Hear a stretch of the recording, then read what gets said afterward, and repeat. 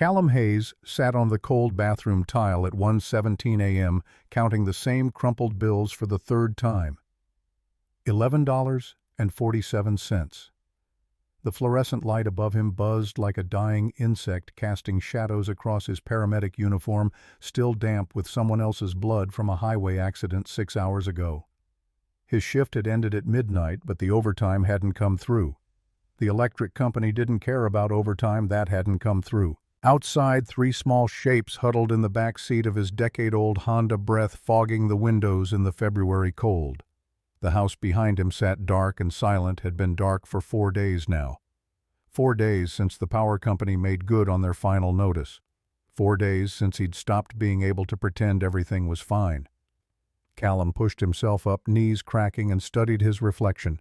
36 years old, but the mirror showed someone older, gray threading through dark hair that needed cutting. Eyes that had seen too many people die on stretchers, including the one person he'd promised to save. 3 years since Linnea's funeral, and he still couldn't look at himself without seeing the husband who'd failed to notice the symptoms soon enough. The paramedic who should have known better, the father now raising 3 daughters alone in a house with no electricity. The decision came with the weight of every poor choice that had led here. Summit Diner stayed open 24 hours. It would be warm, $8.50 for a short stack of pancakes. He could order one split it 3 ways, and his girls would at least have something in their stomachs besides the free lunch they got at school. He pulled open the car door. 3 pairs of eyes blinked at him, blonde hair tangled from restless sleep in car seats they'd long outgrown. Bryn woke first, always the leader. "Daddy, are we going home now?" The lie tasted familiar. "We're going to get pancakes. Special treat." Della rubbed her eyes, suspicious even at 7. "It's the middle of the night." "Adventure pancakes," Callum said, forcing brightness into his voice. "The best kind." Only Marlowe stayed quiet, watching him with Linnea's eyes, the kind that saw through every deflection. She was the one who cried silently when she thought he couldn't hear, the one who saved the crusts of her sandwiches in case there wasn't dinner, the one who understood more than any 7-year-old should about the architecture of poverty. Summit Diner squatted at the edge of downtown, neon sign flickering against the dark. Callum had driven past it 1,000 times during night shifts, never imagining he'd bring his daughters here at 2 in the morning because his house was uninhabitable. The parking lot held only 3 cars. Inside, the fluorescent lights were harsh after the darkness, revealing cracked vinyl booths and a counter that had seen better decades. The girls shuffled in, still half asleep, pink dresses rumpled from being worn for 3 days straight. Laundromats cost money. So did dry cleaning. So did everything. A woman sat alone in the corner booth, and even from across the diner, Callum recognized the posture. Shoulders curved inward, hands wrapped around coffee like it might offer answers. Blonde hair that probably cost more than his monthly grocery budget, a burgundy dress that didn't belong anywhere near this neighborhood. But it was her face that stopped him, the careful blankness of someone working very hard to feel nothing at all. Marlowe followed his gaze. "Daddy, that lady looks so lonely." "Some people want to be alone, sweetheart. Nobody wants to be alone at 2 in the morning. That's the saddest time." Before Callum could respond, a waitress appeared, older woman with kind eyes and a name tag that read Betty. "What can I get you folks?" He'd rehearsed this. "1 order of pancakes, please, and 4 forks." Betty's expression shifted, something between pity and understanding that made Callum's throat tight. "Just 1 order, for all 4 of you." "We're not that hungry. Had a big dinner earlier." The lie sat between them, transparent as glass. Betty glanced at the 3 girls, at their hollow cheeks and the way Della's stomach had just growled audibly, then back at Callum.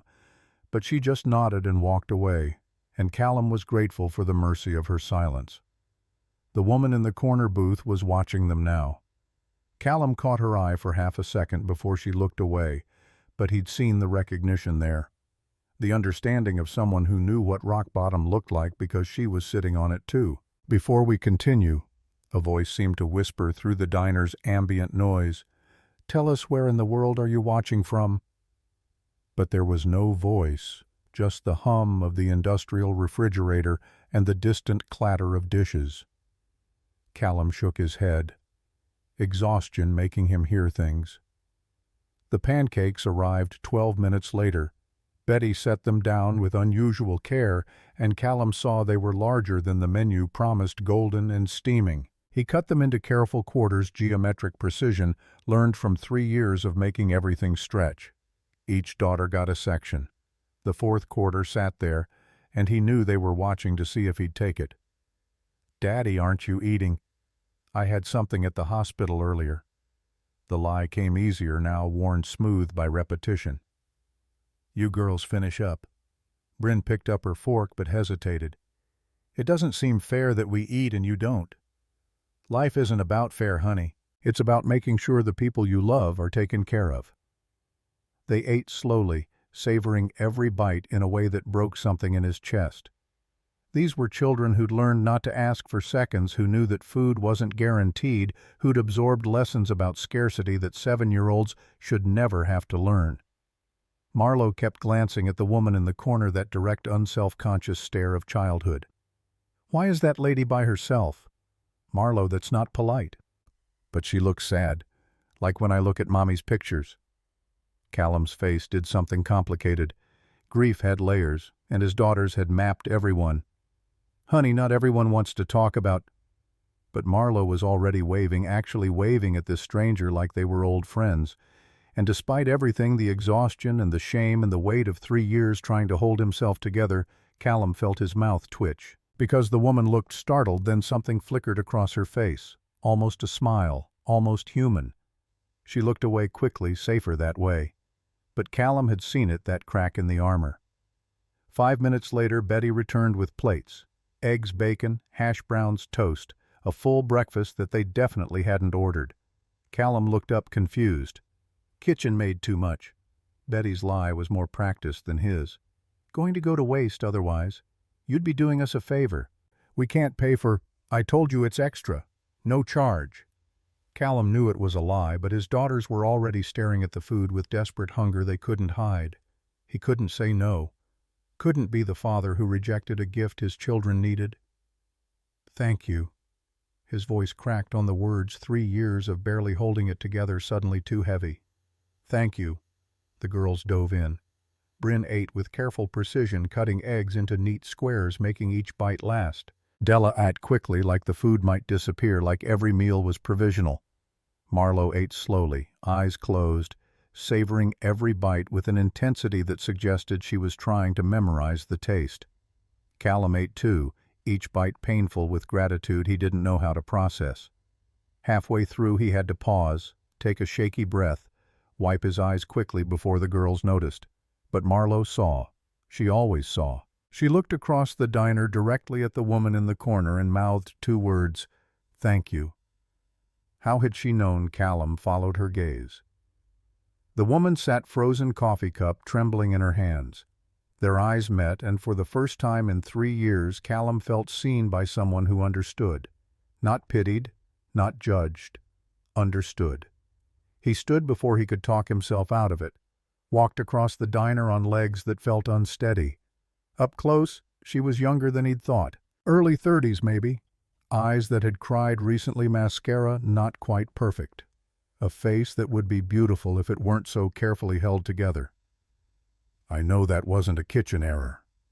His hands were trembling slightly. "I don't know why you did it, but—" His voice cracked. "Thank you. You have no idea what that meant. We haven't—" He stopped himself, glancing back at his daughters. Some truths were too heavy to speak aloud. "Just thank you." The woman looked at him, really looked, and something in her chest seemed to loosen. When she spoke, her voice was quieter than he expected. "Why are you here? At a diner at 2 in the morning with 3 sleeping kids?" Callum hesitated, then sat down across from her, uninvited but somehow not unwelcome. The words came out before he could stop them. "Power got shut off at home. Couldn't pay the bill. Next paycheck isn't until Friday. Couldn't take them home to a cold, dark house. The triplets, they're scared of the dark. All 3 of them. After their mother died, they—" He stopped. "Sorry. I shouldn't be telling you all this." "No." She leaned forward slightly. "I asked. What about you? Callum gestured at the expensive dress, the corner booth, the untouched slice of cherry pie. You don't look like you belong in a place like this. No offense to Summit Diner. She smiled barely. I don't belong in a lot of places these days. There was a pause, the kind that holds weight. Then Callum said, loss. She looked up sharply. What? The look on your face, I recognize it. I wore it myself. He gestured toward his daughters. Their mother died 3 years ago. Cancer. It was... He stopped the words, still too difficult. Sometimes you end up in strange places at 2 in the morning because going home is too hard. Tears appeared on her face before she seemed to realize she was crying. 2 years, she whispered. My fiancé. He died on our wedding day. Car accident on the way to the church. I was running late because my maid of honor's tire went flat and she couldn't breathe. Breathe, Callum said gently. It's okay. You don't have to explain. But the words came tumbling out, 2 years of holding them in. Everyone thinks I should be over it. It's been 2 years. People say things like, you'll love again, and he'd want you to be happy, and I can't. Every time I try to move forward, I see his face. I hear his voice. I remember that morning putting on my wedding dress so excited. And then... I know, Callum said simply. After Linnea died, people said the same things to me. The girls need you to be strong. Time heals all wounds. You're young, you'll meet someone else. As if love was replaceable. As if 3 years could erase 15 years of marriage. Exactly. She wiped her face. That's exactly it. From across the diner, Della called out, Daddy, is the lady okay? Callum looked at her. Do you want me to...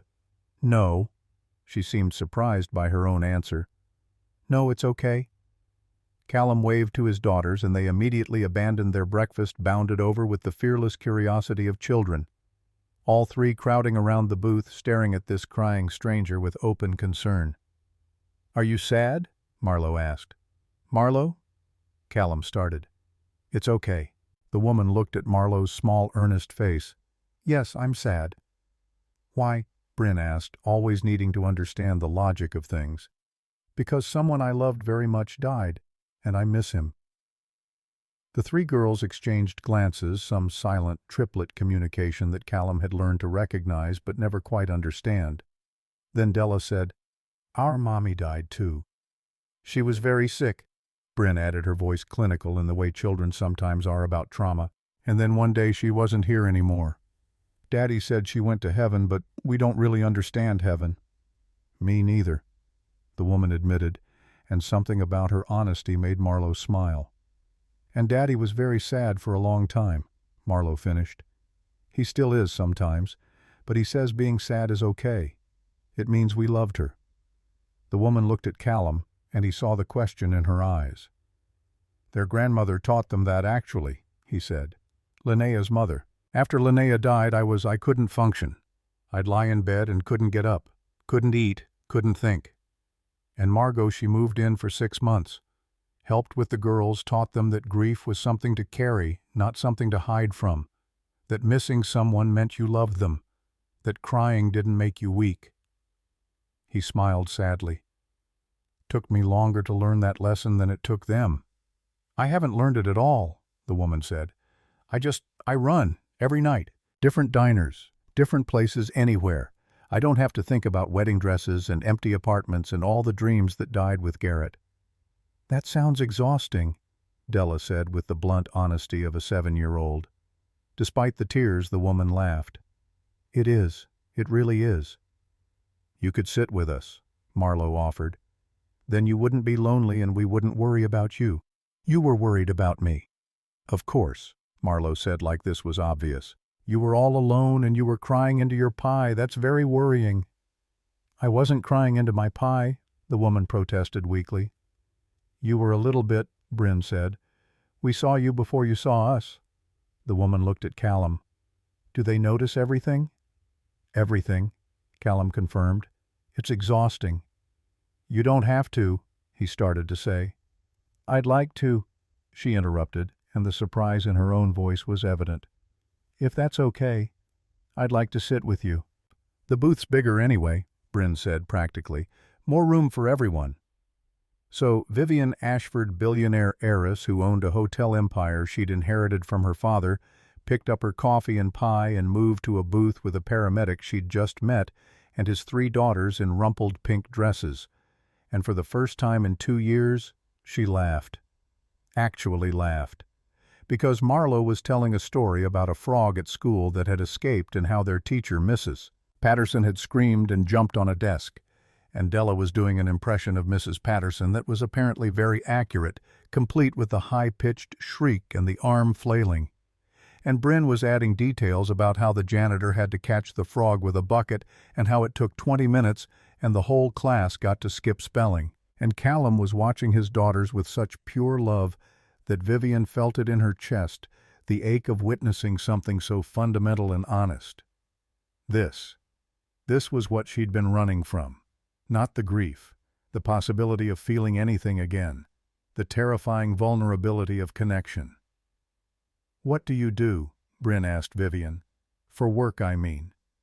Vivienne hesitated. The truth felt too big, too complicated. "I work in hotels. My family owns some hotels." "Like cleaning rooms?" Della asked. "More like managing them." "Oh," Marlowe said, her voice going quiet in that way that meant she was thinking. "Are you rich?" "Marlowe," Callum said. "We don't ask people that." "It's okay," Vivienne said. "Yes, I have money." "Then why are you sad?" Marlowe asked with the brutal simplicity of childhood. "Don't rich people have everything they need, out of the mouths of children?" Vivienne felt something crack open wider. Money doesn't fix everything. It can't bring back people you've lost. It can't make you feel less alone. "But you're not alone right now," Marlowe pointed out. "You're with us." Vivienne looked at this child, this 7-year-old philosopher who saw the world with such clarity and felt tears on her face again. "You're right. Right now I'm not alone." They stayed at the diner until almost 4 in the morning. The girls eventually fell asleep in the booth, heads on Callum's lap and Vivienne's coat, which she'd insisted they use as a blanket. And Callum and Vivienne talked. Really talked.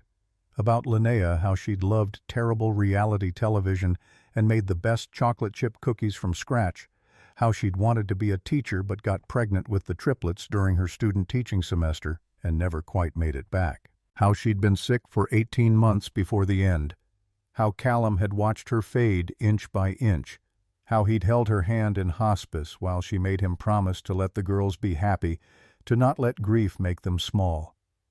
About Garrett, how he'd proposed on a Tuesday because why wait for a special occasion when every day with you is special? How he'd been so excited about the wedding that he'd memorized his vows 3 months early and would recite them at random moments. How he'd been driving to the church. How Vivienne had been running 15 minutes late because of that flat tire. How in those 15 minutes everything had ended. "I was supposed to meet him at the church," Vivienne said, voice barely above a whisper. "I was running late. My maid of honor's car had a flat tire, so we were 15 minutes late. And in those 15 minutes," she stopped, couldn't finish. "A drunk driver ran a red light," Callum said, gently reading the rest in her silence. "Hit Garrett's car. Killed him instantly." She nodded, unable to speak. "I'm so sorry." "Sometimes I think if I'd been on time, maybe we would have left earlier. Maybe the timing would have been different. Maybe—" "Don't do that to yourself," Callum said, and his voice carried the weight of someone who knew. "I spent a year thinking, if only I'd noticed the symptoms earlier, or if only I'd insisted she go to the doctor sooner. It doesn't help. It eats you alive." "How did you stop the girls?" Callum said simply. "I had to. They needed me present, not drowning in what-ifs. So I learned to carry Linnea with me instead of being buried under missing her." "How?" "Therapy. A lot of therapy. And," he smiled slightly, 3 kids who asked questions like, "Why are you crying in the bathroom, Daddy?" and refused to accept "I'm fine" as an answer. Vivienne laughed despite the tears. "They seem very invasive." "I prefer perceptive." "That too." They sat in comfortable silence for a moment. Then Vivienne said, "I have a confession." "Okay." "I've been coming to diners like this for 2 years. Every night different ones. And I've never talked to anyone. Never told anyone the truth about why I'm there. I just sit alone and pretend that's enough." "Is it?" Callum asked. "Enough?" "No." Vivienne looked at the sleeping girls, at Callum's kind, exhausted face, at the cracked vinyl booth, and the terrible coffee and the fluorescent lights. "But tonight, this is the first time in 2 years I felt like maybe eventually something could be." Callum smiled. "That's a start." "It is, isn't it?" At 4:47 a.m., Callum carried 3 sleeping daughters to his car. Betty had comped the entire meal when he tried to pay, had pressed a $20 bill into his hand for gas before he could protest. The shame of accepting charity warred with the necessity of survival, and survival won. It always did when you had children. Vivienne walked them out. In the parking lot under the flickering neon sign, she looked smaller somehow. Vulnerable in a way she hadn't been inside. "Same time next Friday." The question came out uncertain, like she was afraid he'd say no. Callum thought about his empty house, his disconnected power, his daughters who needed so much more than he could give. Thought about this stranger who'd bought them breakfast, who understood loss in a way most people couldn't, who'd laughed with his children like laughter wasn't a foreign language. "Same time next Friday," he agreed. Vivienne smiled, real and bright and surprised. Then she hesitated. "Callum, the power situation. At your house. I could help with that." Pride rose up automatic as breathing. "We'll be fine. I get paid Friday." "I know, but just in case." She pulled out a business card, wrote something on the back. "My number. If you need anything at all." Callum took the card, expensive cardstock that felt like it cost more than his hourly wage. "Thank you. For tonight. For everything." "Thank you," Vivienne said. "I didn't realize how much I needed this until it happened." He drove home as dawn started breaking, 3 daughters asleep in the back seat, a stranger's phone number in his pocket, and something in his chest that felt dangerously close to hope. What Callum couldn't know, was that Vivienne Ashford had just made a decision that would change all their lives. As he pulled into his dark driveway, she was already on the phone with her accountant, already setting things in motion. And what neither of them knew was that their connection ran deeper than chance, that their lost loves had intersected in ways they couldn't yet imagine, that the doctor who'd cared for Linnea in her final months and the man who'd planned to marry Vivienne were the same person. That revelation would come later.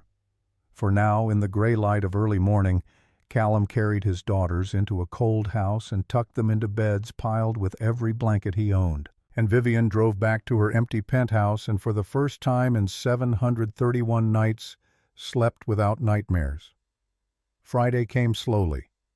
Callum's paycheck covered the power bill with $17 to spare. The lights came back on Tuesday afternoon, and his daughters cheered like it was Christmas. But something had shifted.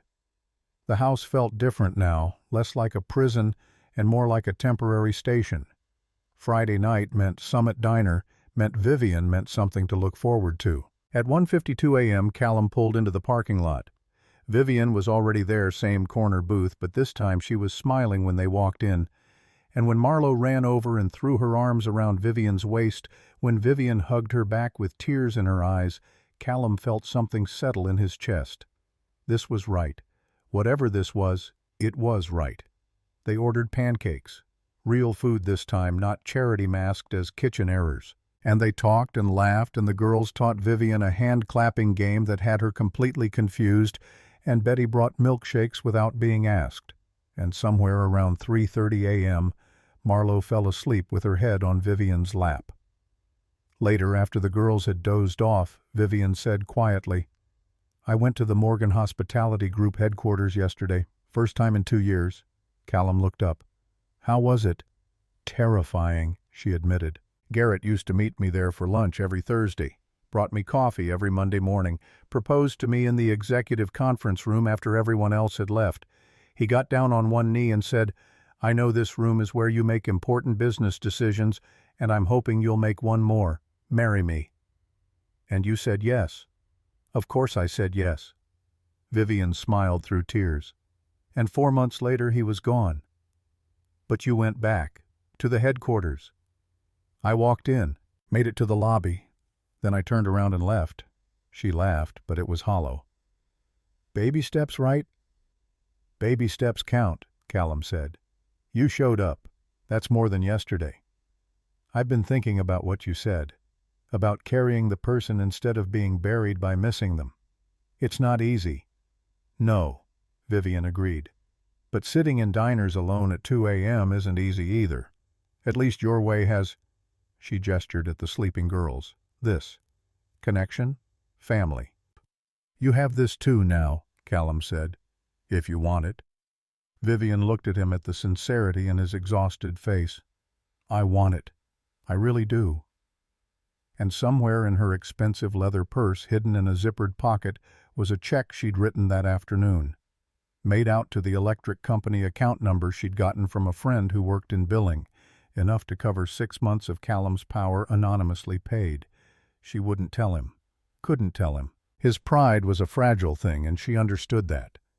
But she could give this gift this small protection against the darkness and know that 3 little girls wouldn't be scared anymore.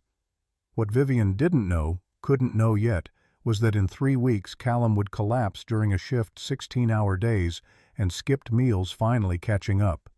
And his daughters would call her number the one saved in their father's phone under Bella from the diner, and she would come. That was still ahead. For now, at 4:17 a.m., they said goodnight in the parking lot under flickering neon. Same time next week. Same booth. Same understanding that something was being built here brick by careful brick. Callum drove home to a house with Light's daughters who felt safe and a stranger's kindness that he didn't fully understand but was learning to accept. And Vivienne drove to her penthouse where unopened wedding gifts still sat in boxes where a dress hung in a closet unworn, and began to think that maybe, just maybe, she could survive this after all.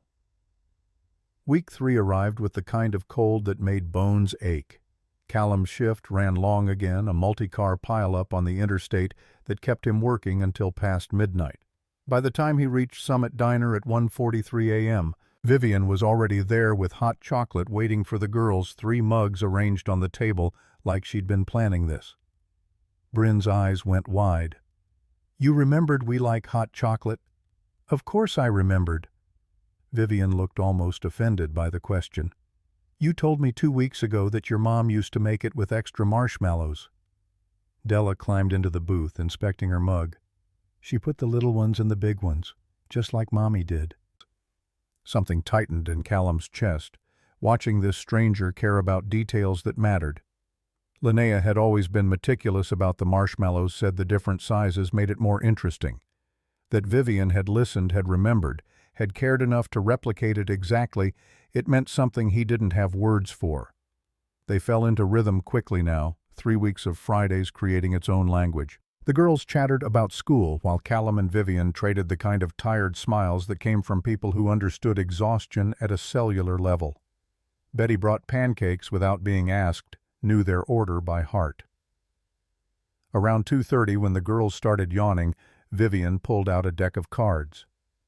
My father taught me this game when I was about your age. Want to learn? For the next hour she taught them a complicated game involving memory and strategy that had all 3 girls completely absorbed. Callum watched Vivienne's face as she explained the rules, patient and clear, and saw glimpses of someone who might have been a teacher in another life. Someone who understood how children's minds worked, how to challenge without overwhelming. Your dad sounds like he was a good man. The observation came out quietly after the girls had mastered the basics and were playing independently. Vivienne's expression shifted, something complicated crossing her features.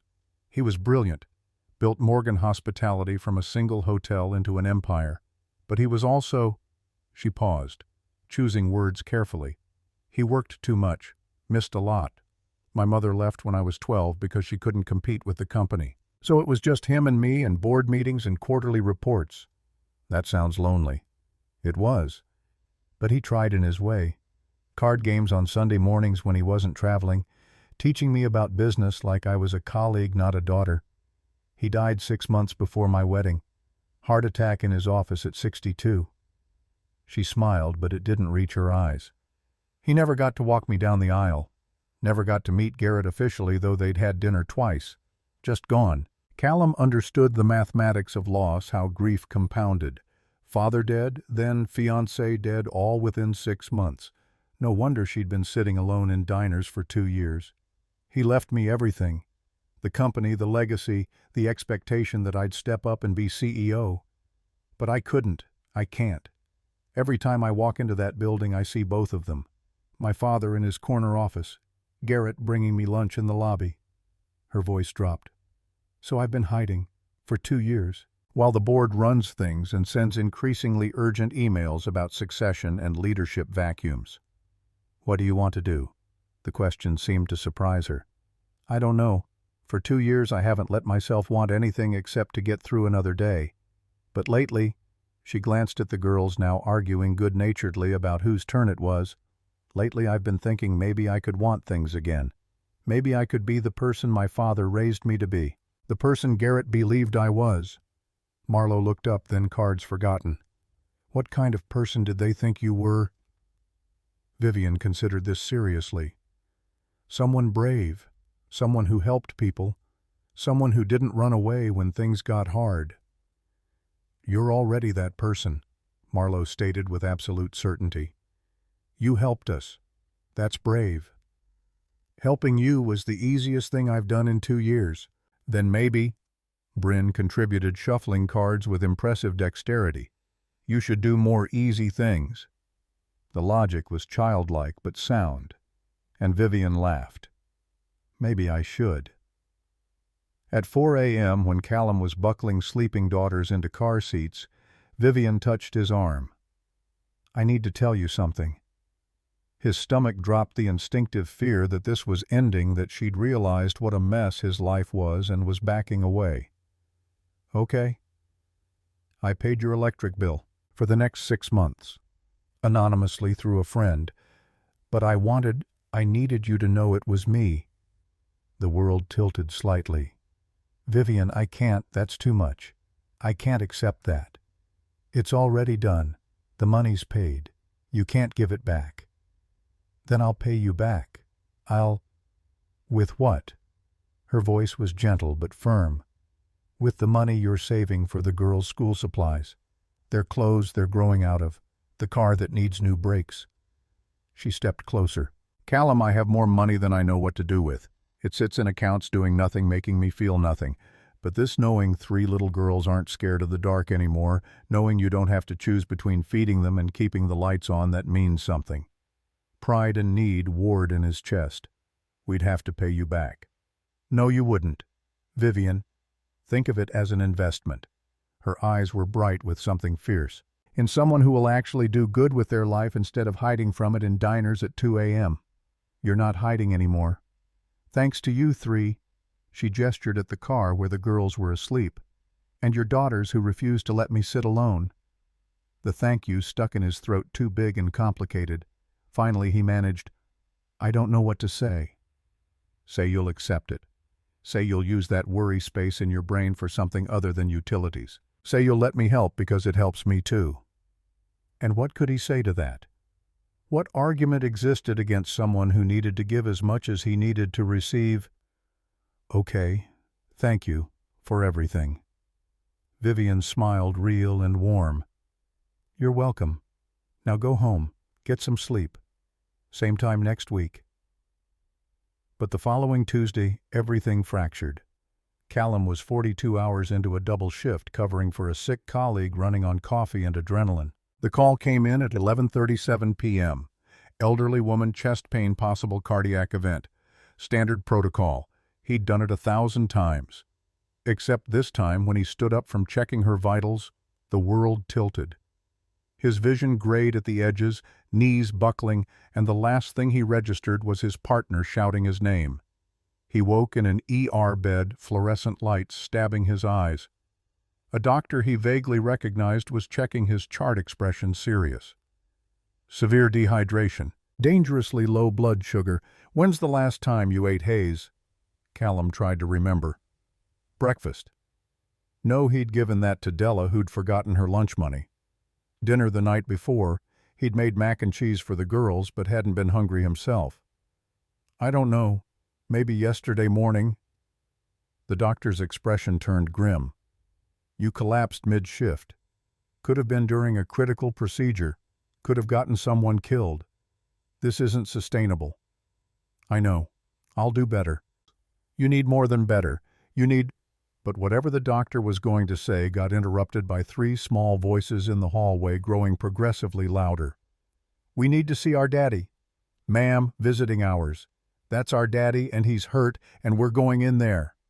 Margot appeared in the doorway, daughters in tow expression caught between relief and fury. Callum Hayes, you scared 10 years off my life. I'm fine, Margot. Just a little dehydrated. A little... She turned to the doctor. Tell him what you told me on the phone. The doctor obliged. You're severely malnourished. Your body is cannibalizing muscle tissue for energy. You have early signs of liver stress consistent with prolonged starvation. And if you don't start taking care of yourself, you're going to end up dead, and these three girls will be orphans. The words hit like physical blows. All three daughters stared at him with identical expressions of terror poorly masked by bravado. I'm sorry, he whispered. I'm so sorry. Bryn's voice came out small. Why don't you eat Daddy? I eat honey. I just... No, you don't. Della's accusation was precise. You give us your food. We see you. We're not babies. Marlowe added, tears tracking down her face. We know you're hungry. We know you pretend you already ate. Margot's hand on his shoulder was firm. They called me when you collapsed. Hospital policy emergency contact. And these three insisted on coming even though it's a school night, and I have to say I'm with them. Because this is not okay, Callum. Linnea would be furious. The invocation of his dead wife landed hard. Margot had earned the right to use it as a weapon. I know. You're right. I'll fix it. How? Margot's question wasn't rhetorical. Your paycheck barely covers rent. The medical bills from Linnea are still in collections. You're one emergency away from complete financial collapse, and you know it. Before Callum could respond, his phone buzzed. Marlowe pulled it from his jacket pocket, frowned at the screen. It's Bella from the diner. Should I answer? Give it here. But Marlowe had already swiped to accept. Hello, this is Marlowe. Daddy's in the hospital because he hasn't been eating and he fainted and... Her voice broke. Can you come? We don't know what to do and Daddy won't accept help and... Callum grabbed for the phone, but Marlowe danced away, still talking. St. Mary's Hospital, room 347, please hurry. She hung up, chin jutting out defiantly. We need her, and she needs us. You're allowed to need people, Daddy. You told us that. 23 minutes later, Vivienne Ashford walked into room 347 in designer jeans and a cashmere sweater that probably cost more than Callum's monthly salary. She took one look at him in the hospital bed, at three crying daughters, and Margot's exhausted face, and something in her expression hardened into resolve. Everyone out except Callum. 5 minutes. Margot raised an eyebrow but herded the girls into the hallway. The door clicked shut. Vivienne pulled up a chair, sat down, and fixed him with a stare that would have been at home in a corporate boardroom. We're going to talk, and you're going to listen. Can you do that? Vivienne, I'm sorry the girls called you. I'm glad they called me, because clearly you've been slowly killing yourself and someone needs to intervene. She leaned forward. Here's what's going to happen. I'm setting up a scholarship fund, full ride to the physician assistant program you applied to last year and got accepted to but couldn't afford. I can't, not for you. Her voice cut through his protest. For Linnea, and for Garrett. The Nathan and Linnea Memorial Fund for single parents pursuing healthcare careers. You'll be the first recipient, but not the only one. I'm endowing it with enough to support 20 students a year. The scope of that made his head spin. That's millions of dollars. Yes, and I have millions of dollars. What I don't have is purpose. What I don't have is a reason to use my father's company for something that matters. She stood paced. Garrett was a doctor. He believed in healthcare as a calling, not just a career. He would love this. And Linnea, from everything you've told me about her, she would want her husband to pursue his dreams, not sacrifice himself on the altar of barely surviving. I can't just abandon my job. The girls need a father who's alive, who's healthy, who models self-care instead of martyrdom. Vivienne's voice gentled. Callum, you're running yourself into the ground. And yes, it's noble, and yes, it comes from love, but it's not sustainable. You know it's not. Everything in him wanted to argue, to defend his choices, to maintain the fiction that he had things under control. But lying in a hospital bed because he'd collapsed from malnutrition made that defense ring hollow. What would the fund require? Full-time enrollment in the PA program. You'd keep working part-time if needed for expenses, but school would be the priority. The fund covers tuition, books, a monthly stipend for living expenses. In exchange, you commit to working in underserved communities for 2 years after graduation. It was too much, too generous, too impossible. Why are you doing this? Vivienne met his eyes. Because 3 weeks ago, 3 little girls saw a stranger crying in a diner and decided she was family. Because their father understood loss without trying to fix it. Because for the first time in 2 years, I felt human again. She paused. And because I finally understand what my father tried to tell me before he died. Money is just paper unless you use it to change lives. I don't know what to say. Say yes. Say you'll stop trying to do everything alone. Say you'll let me honor Garrett and Linnea by helping their family. The hospital room felt too small for the moment for the weight of what she was offering. Outside, he could hear Margot's voice keeping the girls entertained, their occasional laughter, a reminder of what was at stake. If I say yes, things change between us. Things have already changed. Vivienne's smile was sad. They changed the moment you walked into Summit Diner with 3 daughters and enough pride to choke on. I'm not offering this as charity. I'm offering it as, she struggled for the word, as family. As the thing we've been building for 3 weeks without calling it by name. And there it was, the truth neither of them had spoken aloud. They'd become something to each other, these Friday night meetings, something more than strangers, something approaching essential. Okay? The word felt like stepping off a cliff. Yes. Thank you. Vivienne's exhale suggested she'd been holding her breath. Good. I'll have my lawyer draw up the paperwork. You start spring semester 8 weeks from now. That fast? That fast. She stood, straightened her sweater. Now I'm going to go tell 3 little girls that their father is going to be okay, and that sometimes accepting help is the bravest thing you can do.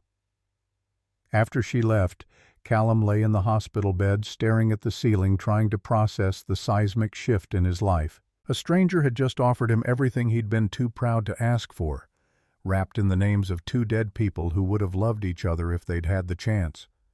The thought crystallized, sudden and sharp.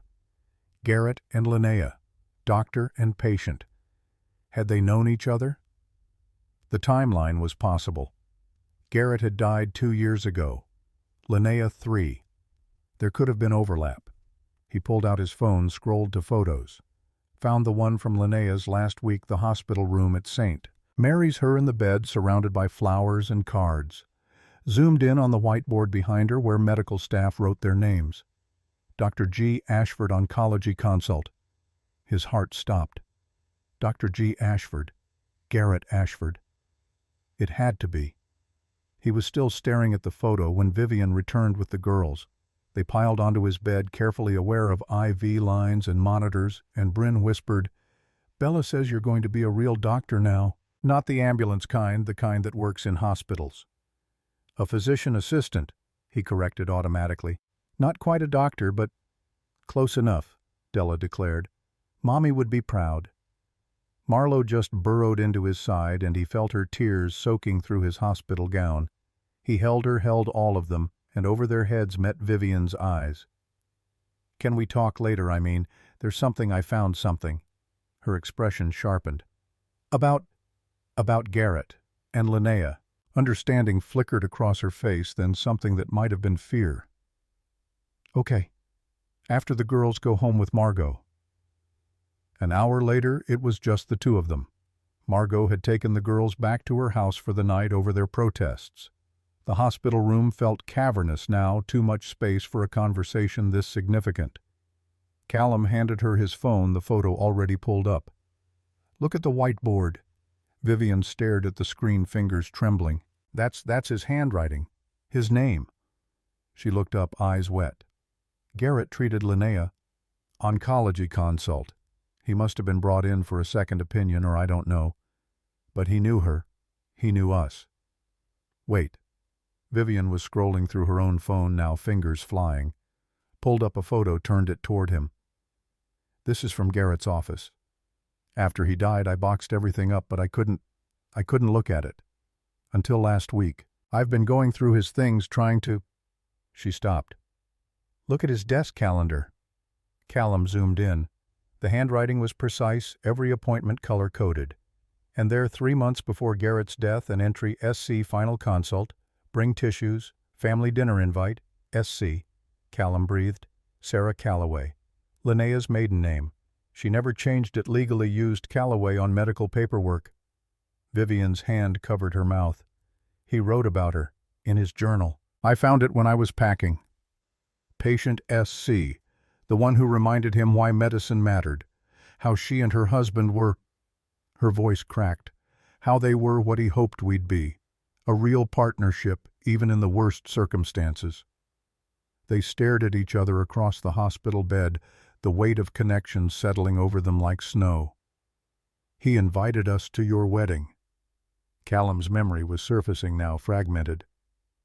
"Right before Linnea died, there was a card, a doctor who'd been so kind, inviting our family to his wedding as guests of honor." Linnea cried when she read it. Said it was the nicest thing anyone had done.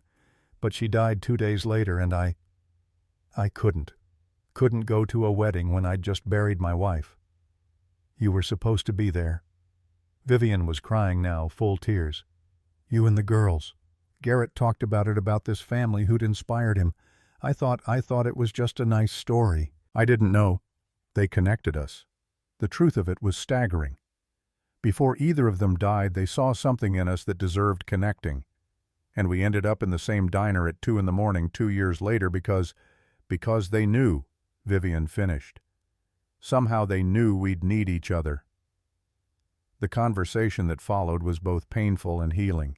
Vivienne had boxes of Garrett's things, journals and notes and photos. Callum had memories of Linnea's final months, stories about the kind doctor who spent extra time explaining prognoses, who drew pictures to help the girls understand what was happening to their mother. They had been connected long before Summit Diner, bound by 2 people who'd seen their capacity for love, even in the midst of loss. "This changes things," Callum said finally. "Does it? The scholarship fund, it's not just charity now, it's honoring an actual connection. A real relationship between Garrett and Linnea." "It was always honoring them," Vivienne corrected. "This just makes it more true." She stayed until visiting hours ended, until nurses started making pointed comments about needing to check vitals.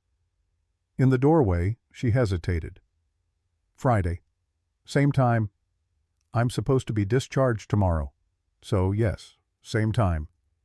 But Friday brought complications neither had anticipated. Callum arrived at Summit Diner to find Margot already sitting in their booth, expression thunderous. Vivienne was 15 minutes late, which was unlike her. The girls were unusually quiet, picking up on adult tension. "We need to talk," Margot stated. "No preamble." "Okay. This woman, Vivienne, what do you actually know about her?" The question was fair, but it stung. "Enough. She's been nothing but kind to us. She's a billionaire who swooped in and is now paying for your education. Don't you find that strange? Don't you wonder what she wants?" "She wants to help, that's all." "Nobody helps that much without wanting something back." "Maybe she—" Margot paused, choosing words carefully. "Maybe she's trying to replace what she lost. A ready-made family to fill the gap Garrett left." "That's not—" But was it? The doubt crept in, poisonous. Was he being naive? Was Vivienne's generosity masking something more complicated? "I'm not saying she's a bad person. I'm saying you need to protect these girls. Linnea would want—" Don't. His voice came out harder than intended. Don't tell me what Linnea would want. She would want her daughters to feel safe and loved and to have opportunities I can't give them alone.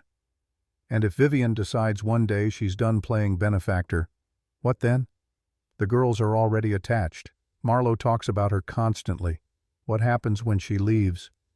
The fear was valid and it hooked into his own anxieties. What happened when Vivienne realized his life was too messy, too complicated, too much work?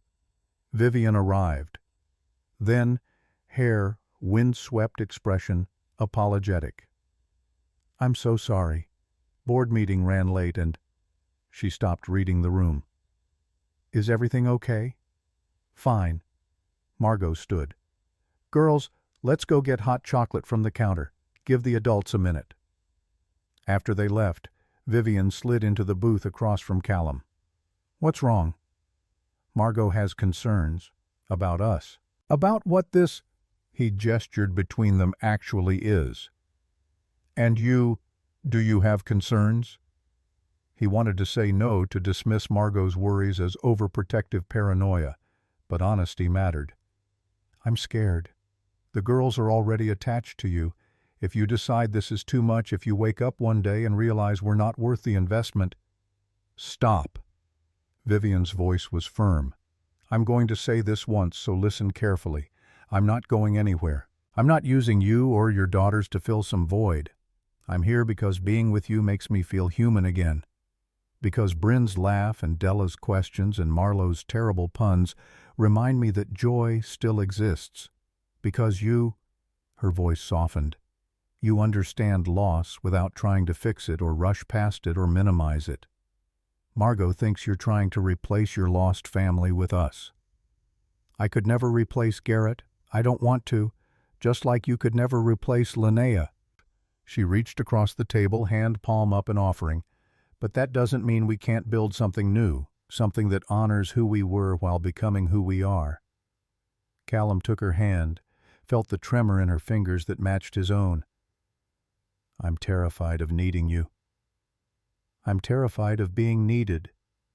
So we're even. The laugh that escaped him was unexpected tension breaking like fever. This is completely insane, you know.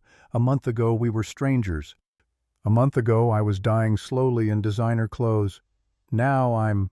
She paused, considering. Now I'm alive. Scared and uncertain and completely out of my depth. But alive. Margot returned with the girls, hot chocolate in hand. Expression still cautious, but softer. She'd heard some of the conversation, Callum realized. The diner's acoustics weren't great. I'm sorry. Margot directed this at Vivienne. I was protecting my granddaughters, their father, my daughter's family.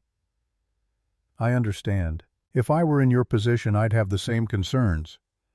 But for the record, Margot continued, Linnea would have liked you. She always said the best people were the ones who showed up when things were hardest. You've shown up. The conversation moved on, but the undercurrent remained.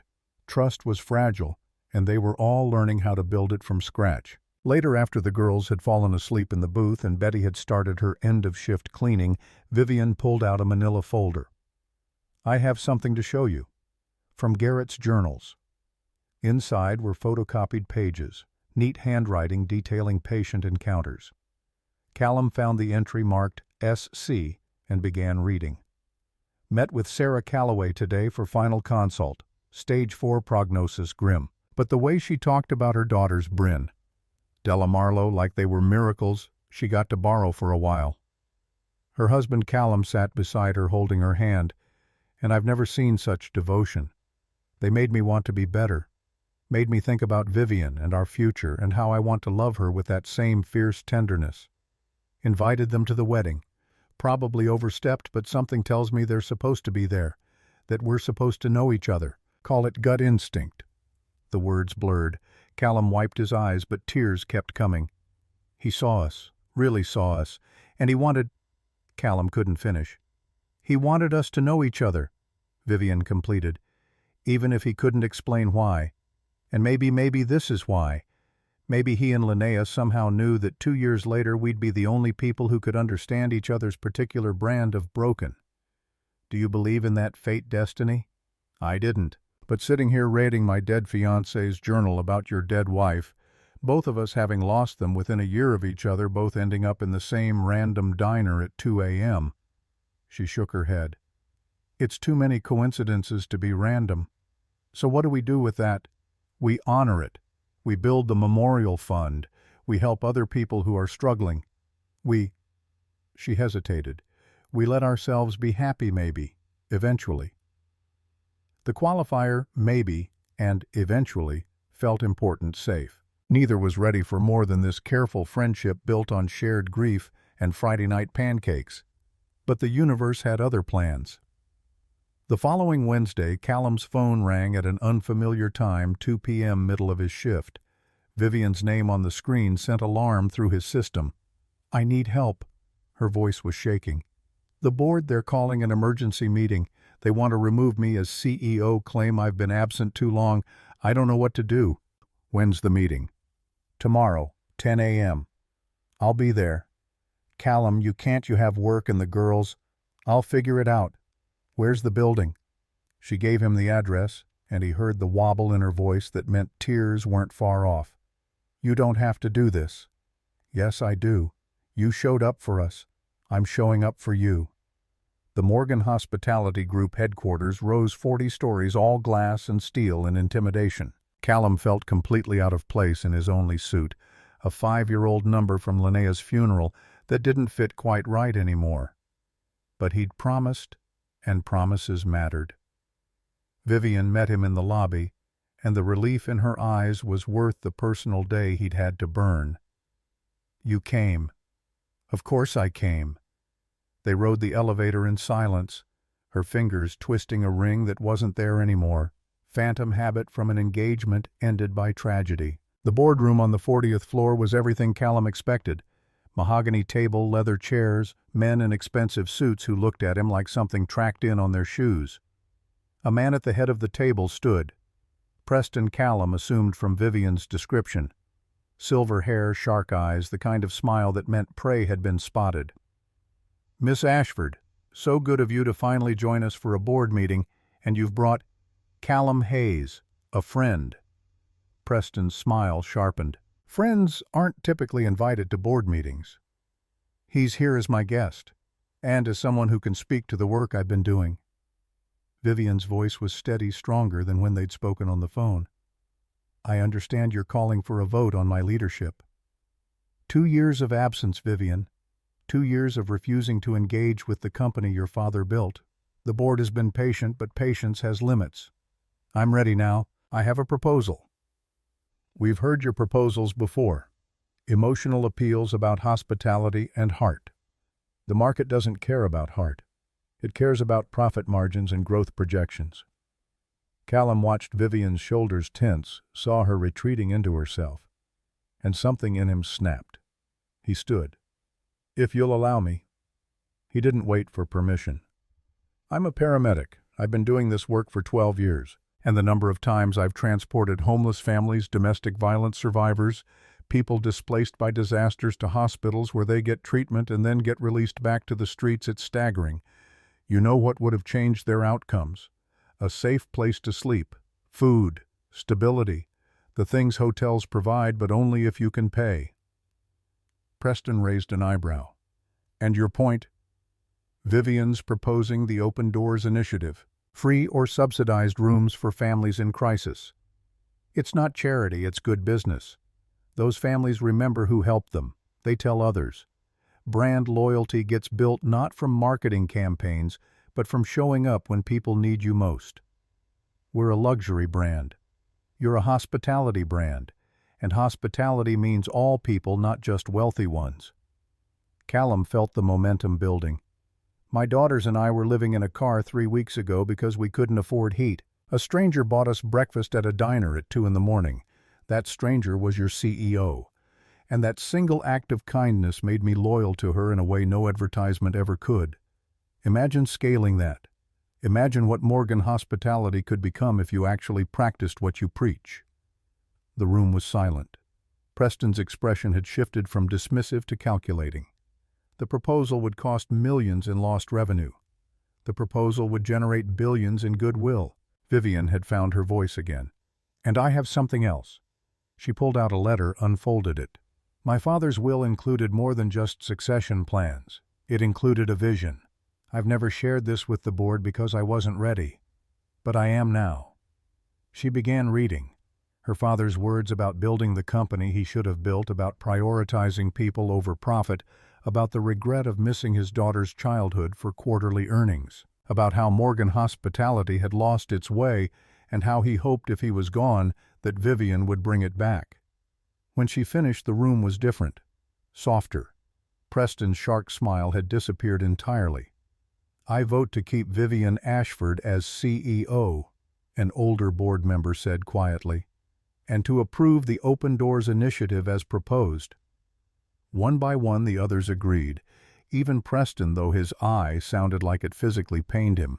Vivienne's eyes found Callum's across the table, and the gratitude there was so profound it hurt to witness. Afterward, in the elevator descending from 40 floors of corporate power, she finally breathed. "I can't believe you did that." "Did what?" "Told the truth. Defended me. Showed up. Made them see." She stopped, overwhelmed. "Thank you. You would have done it without me. You just needed to remember who you are." The lobby was busy now, lunch-hour crowds, and they got separated in the flow of people. Callum made it to the revolving door before he heard her call his name. Turned to find her pushing through bodies, something urgent in her expression. "Wait, there's something I need to tell you." They stepped outside, away from foot traffic. Vivienne was breathing hard, not from exertion, but from emotion barely contained. What Callum didn't know was that Vivienne had been watching his family for 40 minutes that first night, and she'd just made a decision that would change all their lives. The words came out wrong, like she was narrating instead of speaking, and Callum frowned. "What?" She shook her head, laughed shakily. "Sorry. I'm overwhelmed. What I meant to say is, being with you and the girls, it's given me purpose again, and I need you to know that this isn't temporary for me. This friendship, this family we're building, I'm in it, completely." Before Callum could respond, a camera flash went off, then another. Paparazzi, he realized too late. Someone must have tipped them off about the board meeting. "Miss Ashford, who's your friend? Is this the new boyfriend? What about Garrett?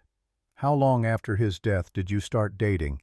The questions came like projectiles, and Vivienne went pale. Callum instinctively stepped between her and the cameras, but the damage was done. By tomorrow this would be everywhere. He was right.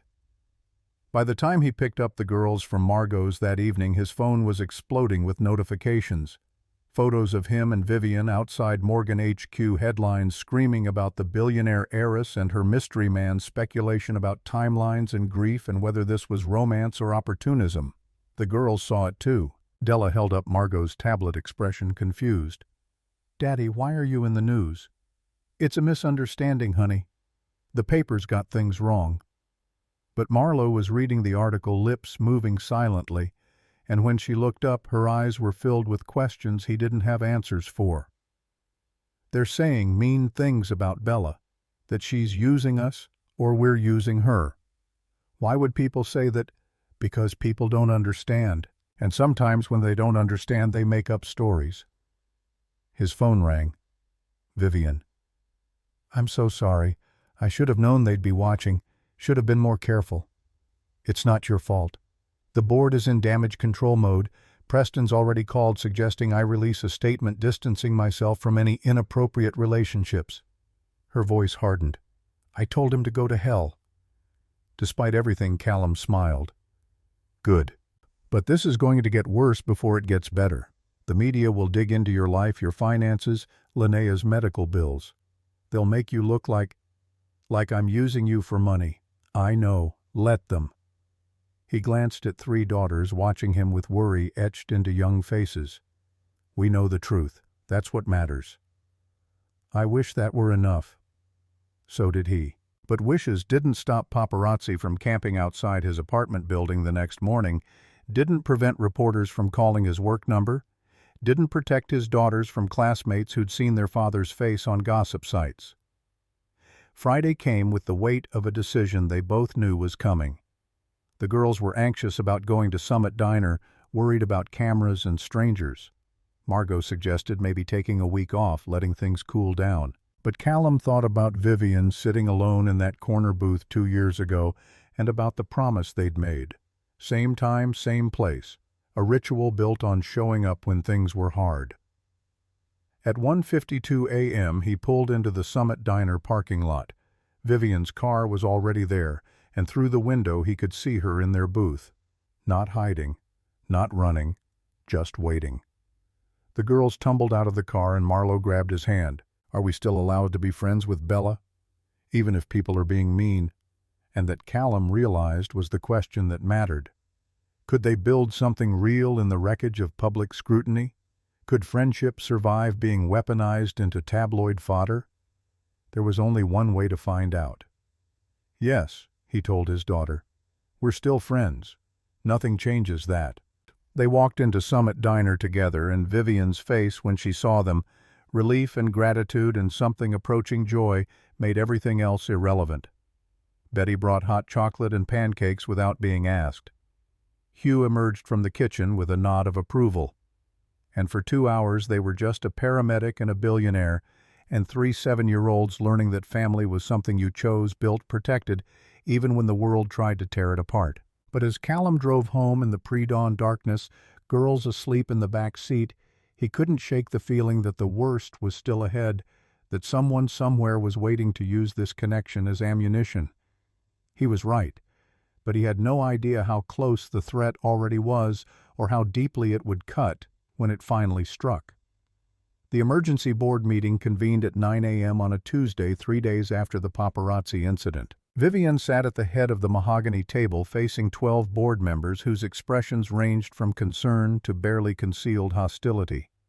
Preston occupied the seat directly across from her, a predator who'd finally cornered his prey. We need to address the elephant in the room. Preston's voice carried the false warmth of someone about to deliver a killing blow. The media coverage of your personal life is affecting Morgan Hospitality's brand reputation. Our stock price dropped 3% yesterday alone, because of gossip articles that will be forgotten next week. Will they? Preston slid a folder across the table. We've compiled social media analytics. The narrative forming is that you're exploiting a struggling single father for publicity, that the Open Doors initiative is nothing more than personal PR disguised as philanthropy. Vivienne opened the folder, felt her stomach drop. Screenshots of tweets, Reddit threads, TikTok videos, all dissecting her relationship with Callum, speculating about motives, questioning whether she was using his poverty as a prop for her corporate image rehabilitation. This is garbage. People who don't know anything about us making assumptions. Assumptions that our shareholders are reading, assumptions that damage our credibility. An older board member, Patricia, spoke up. Her tone was gentler but no less serious. Vivienne, we support you. We voted for Open Doors. But you need to understand how this looks. A CEO who's been absent for 2 years suddenly returns with a dramatic personal story and an expensive initiative. People are skeptical. Let them be skeptical. The work speaks for itself. Except the work hasn't started yet. Preston leaned back the picture of manufactured concern. No hotels have been converted. No families have been helped. Right now, all we have is press releases and bad publicity. I'm proposing we delay Open Doors until the media storm passes. 6 months, maybe a year. No. The word came out harder than Vivienne intended. We're not delaying because tabloids printed lies. Then perhaps a different approach. Preston's smile was surgical. Distance yourself from Mr. Hayes. Publicly. A statement clarifying that he's simply the first scholarship recipient, nothing more. Let the relationship cool down until public perception shifts. The request landed like a physical blow.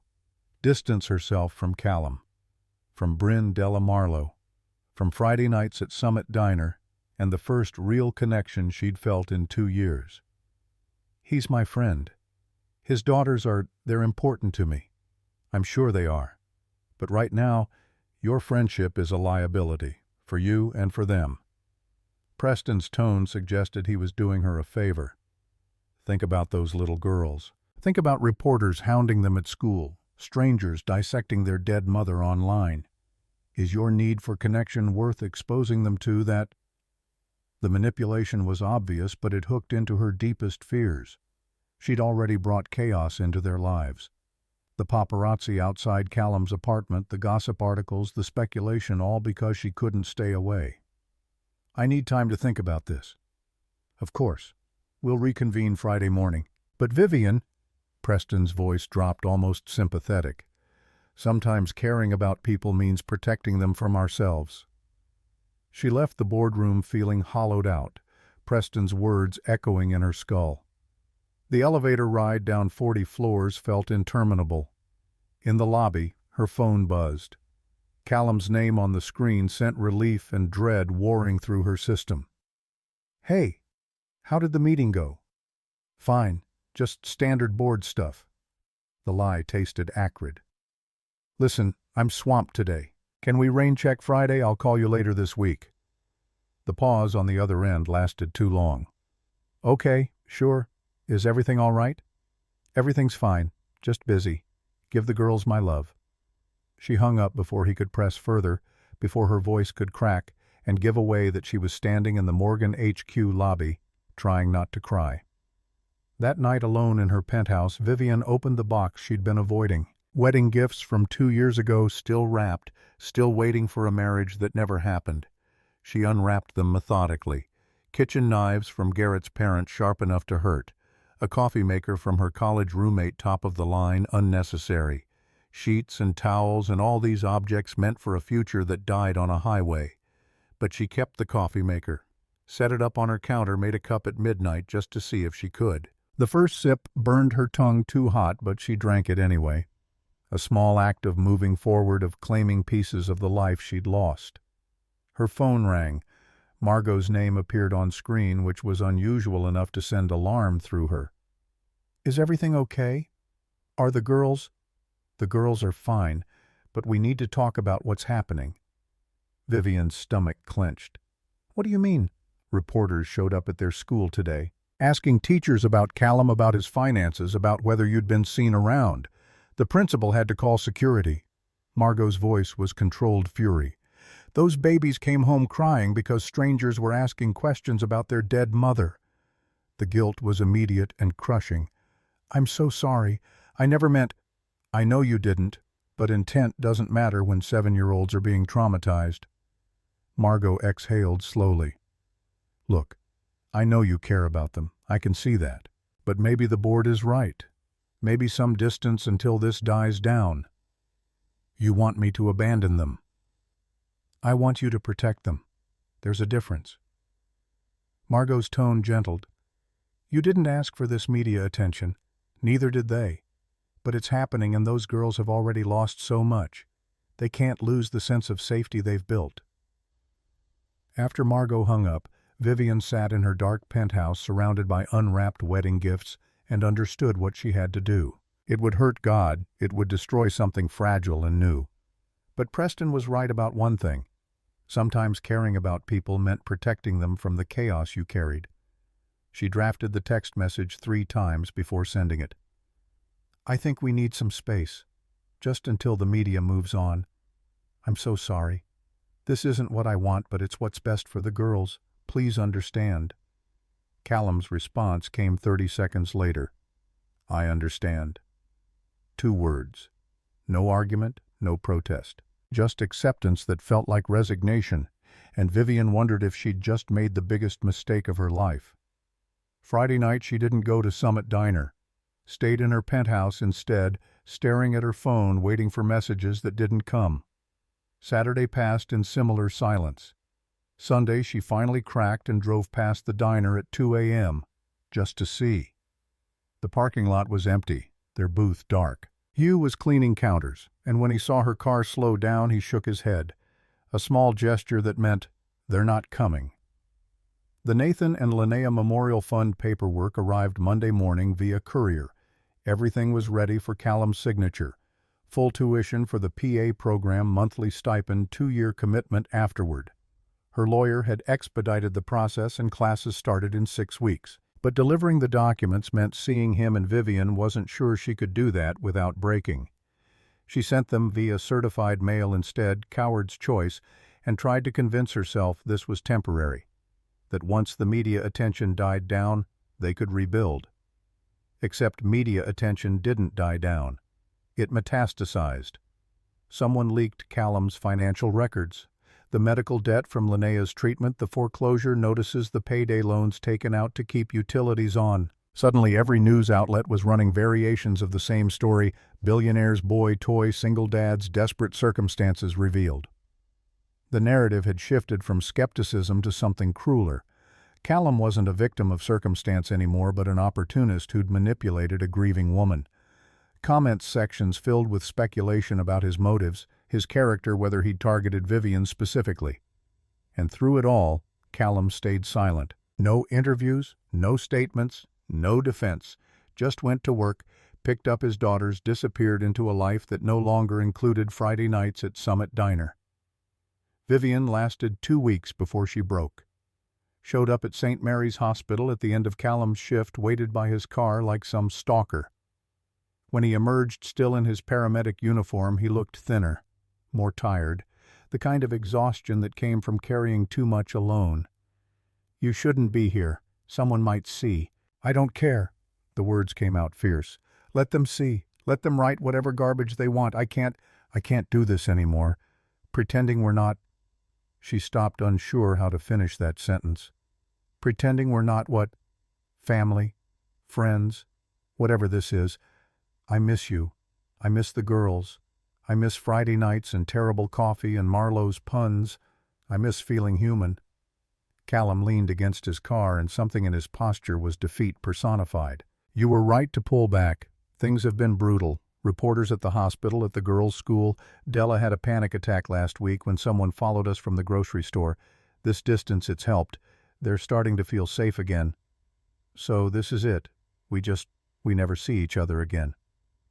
"I didn't say that." He met her eyes finally. "I said the distance helped, past tense, because the girls aren't sleeping. They keep asking about you, whether you're okay, whether they did something wrong. Marlowe draws pictures of the 5 of us and then hides them because she thinks she's not supposed to miss you." Vivienne felt tears tracking down her face. "I thought I was protecting them." "You were protecting yourself from the guilt of dragging us into your world." His voice wasn't accusatory, just tired. "But here's the thing, we were already in it. The moment you bought us breakfast, the moment you sat in our booth, we became part of your story and you became part of ours. You don't get to unwrite that because it got hard. The board wants me to issue a statement, distancing myself from you officially. Are you going to—" "No." The certainty surprised her. "I'm done letting other people dictate who I care about. Even if it cost you the company. The company doesn't mean anything if I'm too afraid to live my actual life." The truth of it settled over her like clarity. Garrett didn't die so I could spend another 2 years hiding. And I've dishonored that by being so careful, so scared of feeling anything. Callum pushed off the car, stepped closer. "So what are you proposing?" "I'm proposing we stop caring what strangers think. I'm proposing Friday nights at Summit Diner scholarships that honor people we loved, and building something real instead of hiding from tabloid speculation." She took a breath. "I'm proposing we choose each other, consequences be damned. That's a terrible business strategy." "Good thing I'm terrible at business." She was crying and laughing simultaneously.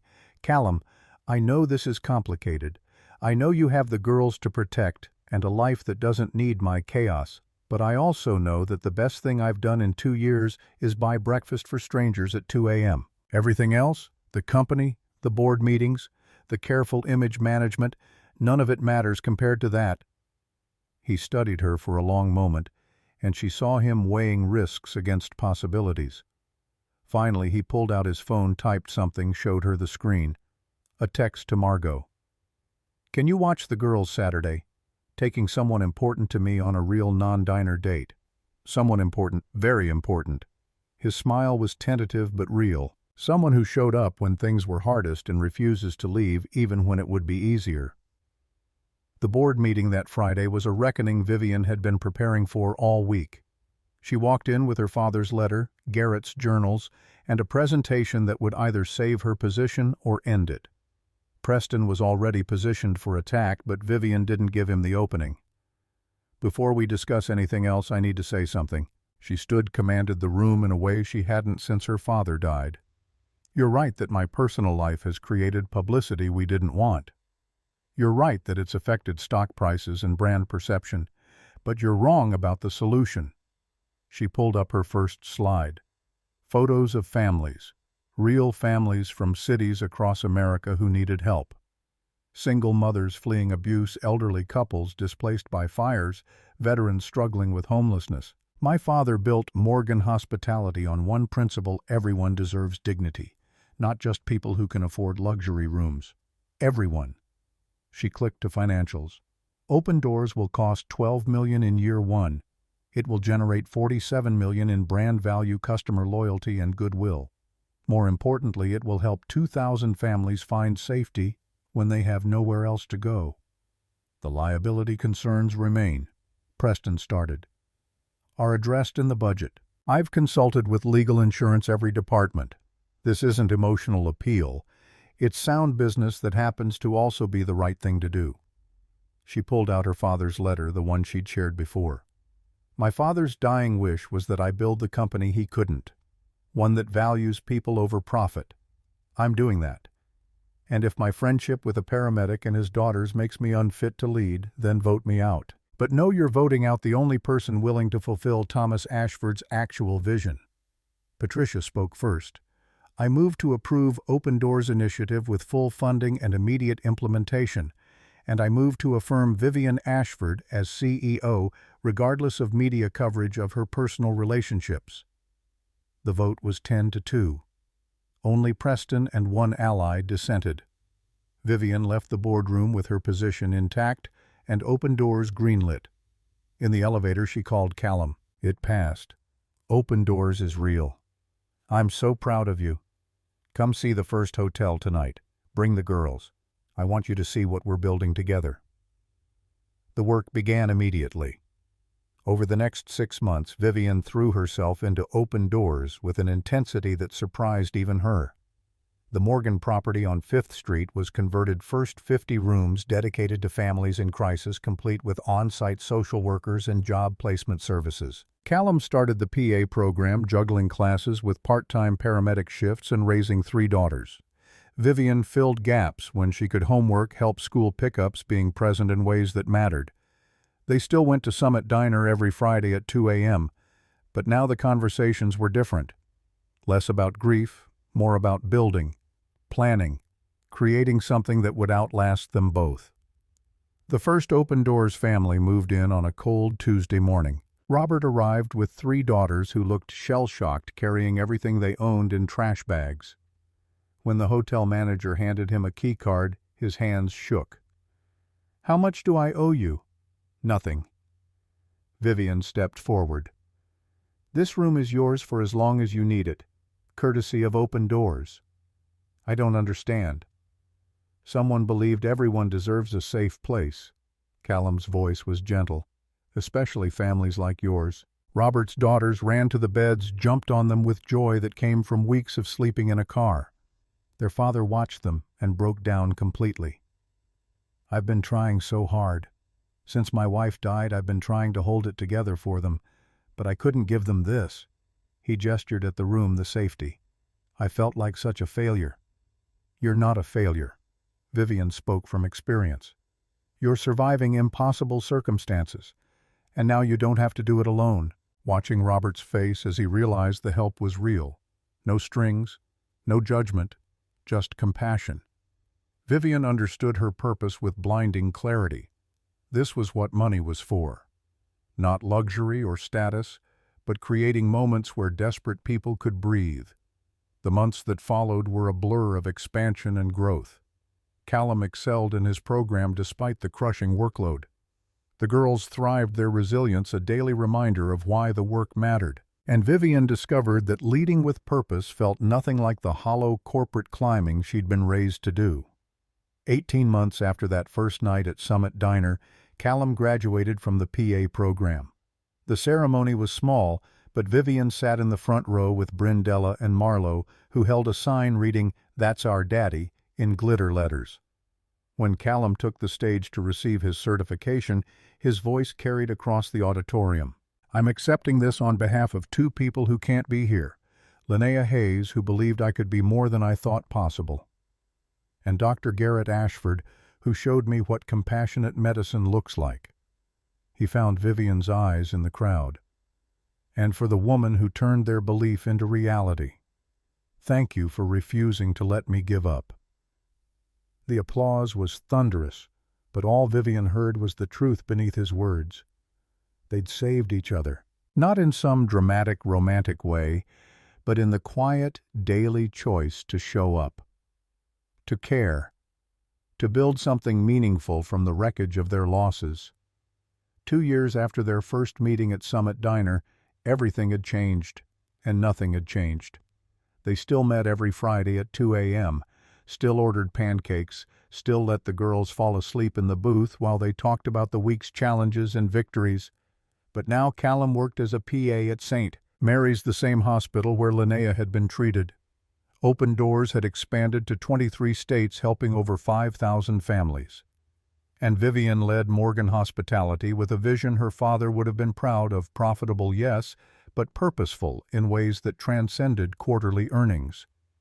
Hugh announced his retirement from Summit Diner after 40 years of night shifts. Vivienne and Callum decided to honor his legacy by purchasing the diner and converting it into the first Summit Foundation Cafe, half the tables serving paying customers, the other half offering free meals to anyone who needed them. At the grand opening celebration, Hugh cried when they unveiled the plaque bearing his name. "I always hoped this place mattered to someone, that it was more than just late-night coffee and greasy food." "It was everything to us," Vivienne assured him. "It's where we became family." Margot raised a glass. "To Linnea and Garrett, who brought us together even though they're gone, and to this beautiful, strange family we've built from broken pieces." As they clinked glasses, Marlowe asked the question that had been building for months. "Are you and Daddy going to get married, Bella?" The table went silent. Vivienne glanced at Callum, saw the same careful uncertainty she felt. "Your dad and I care about each other very much, but we're taking things slow, building something that honors everyone we've loved. So maybe someday," Bryn always needing concrete answers. "Maybe someday," Callum confirmed. "But right now what we have is pretty great, don't you think? The girls considered this then?" Della shrugged. "I guess. But if you do get married, we get to be flower girls, all three of us." "Deal." Vivienne laughed. "If we ever get married, you'll definitely be flower girls." The work continued. Summit Foundation Cafe became a model that other cities wanted to replicate. Open Doors expanded its services to include job training and mental health support. Callum thrived in his new role, bringing the same compassion to his patients that Garrett had shown Linnea years before. And slowly, almost imperceptibly, Vivienne felt the weight of grief transform into something else. Not forgetting she would never forget Garrett, but making room, creating space for new experiences, new connections, new versions of happiness that looked different than she'd imagined, but felt no less real. 5 years after that first encounter at Summit Diner, Vivienne received a letter that made her cry in her office. It was from Robert, the first Open Doors family. "You gave us more than a room. You gave us hope when we'd forgotten what it felt like. My daughters are thriving now, honor roll sports teams, plans for college. I was promoted to foreman, and we just bought our first house. But what I want you to know is this: they remember being scared and cold, but they also remember the woman who said everyone deserves dignity. They want to grow up to be like you. So do I. Thank you for seeing us when we were invisible." She read it aloud to Callum that night at Summit Foundation Cafe, their usual corner booth, 2 a.m., like clockwork. "This is what matters," he said quietly. "Not the headlines or the board meetings. This. I know." And she did. The ripple effect of kindness was immeasurable, but undeniable. Robert's daughters would grow up knowing compassion existed. They'd extend it to others. The cycle would continue expanding in ways impossible to quantify, but essential nonetheless. Vivienne pulled out 2 photos she'd been carrying, one of Garrett in his white coat smiling that smile that had made her believe in forever, one of Linnea holding newborn triplets exhausted and radiant. "I've been thinking about them a lot lately, about what they'd think of all this. They'd be proud." Callum's certainty was absolute. They'd see us choosing life over grief, building instead of hiding, loving again even if it's different than before. "Do you think they knew? When Garrett invited you to the wedding 6 months before it was supposed to happen, when Linnea said yes, even though she was so sick, do you think they somehow knew we'd need each other? I think people who love deeply leave imprints, and maybe their imprints collided in a way that brought us together." He reached across the table, took her hand. "Or maybe it was random chance and we're assigning meaning to coincidence. Either way, I'm grateful." "Me too."